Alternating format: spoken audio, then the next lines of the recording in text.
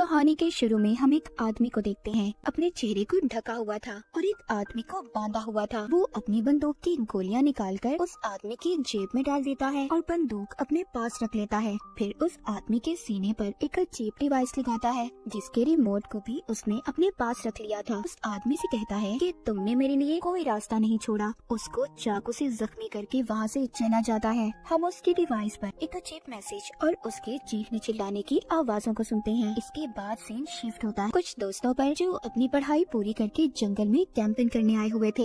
यहाँ पर सब दोस्तों में कैटो जो सबसे ज्यादा बिगड़ा हुआ था। वहीं कैटो का दोस्त जो उसके उल्ट था, बिल्कुल सीधा, पर उसकी दोस्त ऐसी थी जो बेचारे पर हमेशा शक करती रहती थी कि उसका चक्कर किसी और लड़की के साथ है। हम यहाँ पर उनकी बातों में सबकी गहरी दोस्ती देखते हैं। इनके ग्रुप में एरिन थी जो सबसे ज्यादा मासूम थी और सबसे अलग रहा करती थी। जब एरिन बाथरूम के लिए झाड़ियों में जाती है, वही आदमी जो हमने कहानी के शुरू में देखा था वो एरिन को बेहोश कर देता है। जब एरिन को होश आता है, उसके साथ साथ सभी दोस्त एक अजीब सी जैकेट के साथ उठते हैं क्योंकि सबने अब जैकेट पहनी हुई थी और उस जैकेट पर एक टाइमर लगा हुआ था। करीब ही जब वो गैस सिलेंडर को देखते हैं तब इन्हें समझ आता है कि किसी ने इनको गैस से बेहोश कर दिया था और इनका यहाँ पर एक दोस्त भी गायब था। जब वो आदमी इनके सामने आता है तो इन्हें पता चलता है कि वो इनके स्कूल के साइंस टीचर थे और साथ ही साथ एरिन के दोस्त के डैड भी जो अब मर चुका था। वो बताते हैं कि जब मेरे बेटे की मौत हुई तो उनकी बीवी ने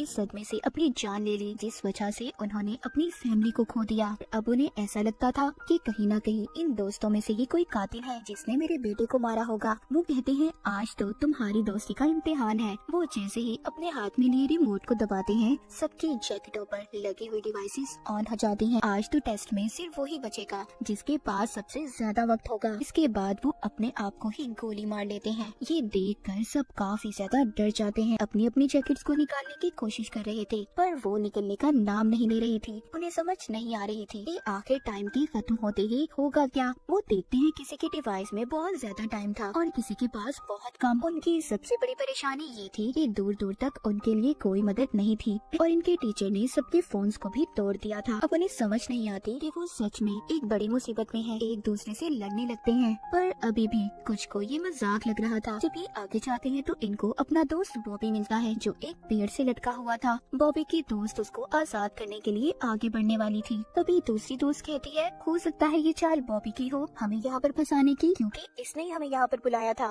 ये जरूर उस टीचर के साथ मिला हुआ है। ये सब सुनकर कुछ दोस्त बॉबी को छुड़ाने के हक में नहीं थे पर बॉबी उनसे बार बार कह रहा था कि प्लीज मेरी मदद करो। वो कहता है मैंने तुम सबसे अपनी एक बड़ी बीमारी को छुपाया था जो उस टीचर को पता चल गई थी। वो मुझको ब्लैकमेल करते थे, मेरे पास कोई और रास्ता नहीं था, इसलिए मैं तुम सबको यहाँ पर लाया। पर मुझे उनके इस प्लान के बारे में कुछ पता नहीं था कि वो हमें यहाँ पर कैसे फंसाएंगे। पर मैं तुम सबको इस डिवाइस के बारे में भी बताने के लिए तैयार हूँ अगर तुम मुझे खोल दो। अब उसके दोस्त उस पर तरस खाकर उसे छुड़वा देते हैं। बॉबी आजाद होते ही सब पर चाकू से हमला कर देता है पर वो किसी को मार नहीं पाता और देखते ही देखते उसके डिवाइस में टाइम खत्म हो जाता है। सबके सामने वो ब्लास्ट हो गया था, फट जाता है, उसके जिस्म के टुकड़े टुकड़े हो जाते हैं। ये देखकर सब अपने अपने दोस्तों को लेकर भागते हैं। टेबल कैटो का दोस्त था जिसकी दोस्त उस पर अब भी शक कर रही थी। वो उसके साथ जाने से भी मना कर देती है। कैटो का दोस्त अकेला ही कैंप में वापस आता है। वो उस टीचर की बंदूक को भी अपने पास रख लेता है ये सोचकर कि शायद ही उसके काम आ जाए। इसके बाद हम एक और दोस्त को देखते हैं जो काफी ज्यादा घबराया हुआ था क्योंकि उसका टाइम अब खत्म हो चुका था। वो अपने दोस्त से कहता है प्लीज मुझसे दूर रहो, कुछ देर बाद मैं भी मरने वाला हूँ।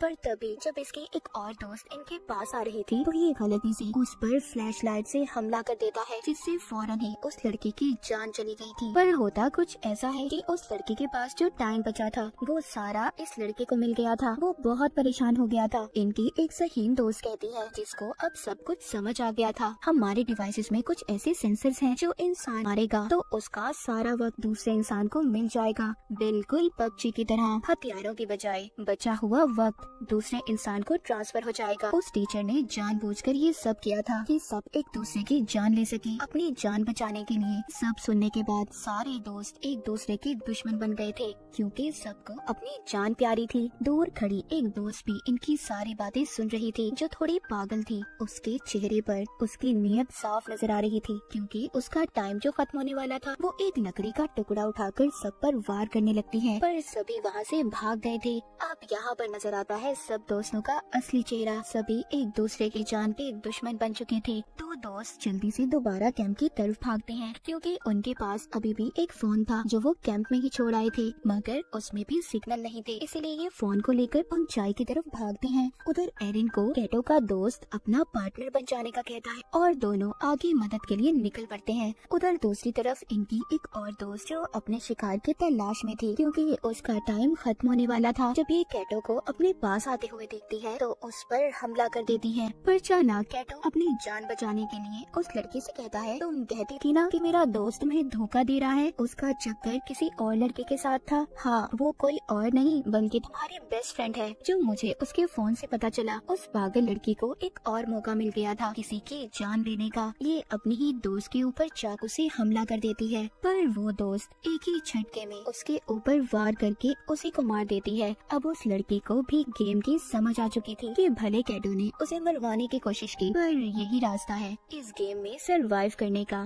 जिंदा रहने का। वो कैटो के साथ मिलकर टीम बना लेती है और दोनों सबका शिकार करने का प्लान बनाते हैं। उधर दूसरी तरफ जिन दोस्तों को फोन मिला था, अब वो लड़की अपने डैड को फोन करती है जो पुलिस ऑफिसर थे, पर उसकी कॉल नहीं लग रही थी। अब उसको शक होने लगा था कि कहीं उसके डैड भी किसी मुसीबत में ना हो। जब वो जीपीएस से लोकेशन पता करते हैं तो उससे पता चलता है कि उनके डैड कहीं आसपास ही थे। उधर दूसरी तरफ एरिन और उसके दोस्त को चलते हुए टीचर का वही शिकार मिलता है जो हमने कहानी के शुरू में देखा था, जिस आदमी को बांधकर उसने रखा हुआ था। ये आदमी कोई और नहीं बल्कि उस लड़की के डैड थे जो अपने डैड को कॉल कर रही थी। साइंस टीचर ये सब इनके साथ इसलिए कर रहा था, उसको अब भी ऐसा लगता था कि उसका बेटा किसी नशे से नहीं मरा बल्कि उसे जानबूझकर मारा गया है, और ये सब इन दोस्तों की पार्टी में हुआ था। उस लड़की के डैड को इसलिए मारा क्योंकि बिना छानबीन किए उन्होंने उसके बेटे के केस को बंद कर दिया था। यानी कि सच ये था कि इन्हीं के बीच में कोई कातिल है। उधर ही एरिन के दोस्त को बुलेट्स गोलियां भी मिलती हैं, जिसको उठाकर ये अपने पास रख लेता है। इनकी दोस्त के डैड मरने ही वाले थे, तभी एरिन का दोस्त बंदूक में गोलियां डालकर उन्हें मार देता है। एरिन को यकीन नहीं हो रहा था कि उसका दोस्त इतना बेदर्द हो सकता है। वो उसको समझाता है कि सब मैंने तुम्हारे लिए किया क्योंकि वो ज्यादा देर जिंदा नहीं रहते,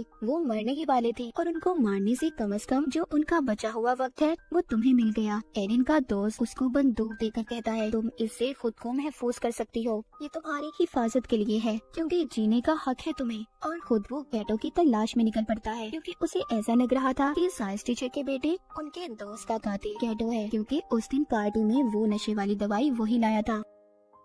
अब एरिन अपनी उसी दोस्त से मिलती है और उसको उसके डैड के बारे में बताती है। ये सुनकर वो बहुत ज्यादा रो रही थी। एरिन कहती है, अभी हमारे पास रोने का वक्त नहीं है, हमें जल्दी रिमोट को ढूंढना होगा। वो इन दोनों को उस रिमोट को ढूंढने का कहती है और खुद कैटो के पास जाने का फैसला करती है कि उसकी जान खतरे में है। उधर कैटो को भी उसके दोस्त ने ढूंढ लिया था। इन दोनों की बहुत ही खतरनाक लड़ाई होती है। उस लड़ाई में कैटो ने अपने दोस्त को मार दिया था। फिर कैटो अपने एक और दोस्त को मारने की कोशिश करता है और आखिर में कैटो ने उसकी बंदूक लेकर उसे भी मार दिया था। जिस दोस्त को उसने मारा था उसके पास सबसे ज्यादा टाइम था, जो सारा अब कैटो को मिल चुका था। लेकिन कैटो को तो इस गेम में जीतना था, वो अभी भी पास कहाँ आने वाला था। वो एक और दोस्त को मार देता है। कैटो अपने आखिरी शिकार की तलाश में था, जो एरिन और उसकी एक और दोस्त थी। जैसे ही उनके पास जाता है, एरिन की दोस्त इस पर बहुत चिल्लाती है कि उसने उनके सभी दोस्तों को मार दिया, पर वो इसकी तरह कातिल नहीं बनना चाहती थी, इसीलिए इसे चाकू से जख्मी करके भाग जाती है। पर भागते हुए वो सोचती है कि अगर कैटो भी मर गया फिर भी तो इस गेम में एक ही बचेगा, इसीलिए वो अब एरिन को मारने की कोशिश करती है और उसकी तरफ बंदूक कर लेती है। यहाँ पर कहानी का सच तो कुछ और था। एरिन की दोस्त उसको बताती है, उस लड़के से मुझे बहुत नफरत थी, वो स्कूल में हमेशा मेरे से ज्यादा नंबर लेता था और उसकी वजह से मुझे स्कॉलरशिप भी नहीं मिली। उस दिन मैंने उसकी ड्रिंक में दवाई मिलाई थी, पर मैं ये नहीं जानती थी कि वो सच में मर जाएगा और मैंने ही अपने डैड से कहकर उसके केस को बंद करवा दिया। वो एरिन को बंदूक देकर कहती है, मुझे मार दो, जिंदा रहने का हक सिर्फ तुम्हें है। पर एरिन ऐसा करना नहीं चाहती थी। तभी पीछे से कैटो आ जाता है और एरिन की दोस्त पर हमला करके उसे मार देता है। एरिन की दोस्त की जान उसकी गोद में निकलती है। कैटो के पास एरिन से कम वक्त था और अगर उसे जिंदा रहना था तो उसे जल्द ही एरिन की जान लेनी होगी। लेकिन वो यहाँ पर ये भी जानता था कि एरिन के अंदर इतनी हिम्मत नहीं है। बार बार वो एरिन को गोली चलाने पर उकसा रहा था। एरिन बहुत सोचती है पर उसे नहीं मारती। उसकी टांगों पर गोली मार के